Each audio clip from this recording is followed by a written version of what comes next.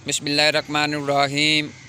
अस्सलामु अलैकुम नाज़रीन, मैं आपका मेज़बान चौधरी सबर शराज। इस टाइम जी वीडियो दसी रहा न्यू टाउन चक्सवाड़ी आज़ाद कश्मीर ज़िला मीपर। नाज़रीन अल्हम्दुलिल्लाह सब मालूम है कि माह रब्बीउल अव्वल महीना शुरू है।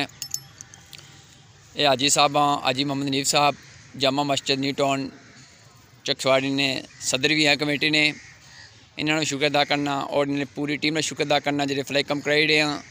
नाज़रीन तक खजूर के बूटे भी माशाअल्लाह बहुत ज़्यादा ना लाए सा, उन्होंने सफाई करी रही है नाले जुलूस की तैयारी करी रही है। नाज़रीन सच्चे जो आशिक नबी ने वो तो को इस टाइम तो पै खली के नाले को सफाई कराने हैं।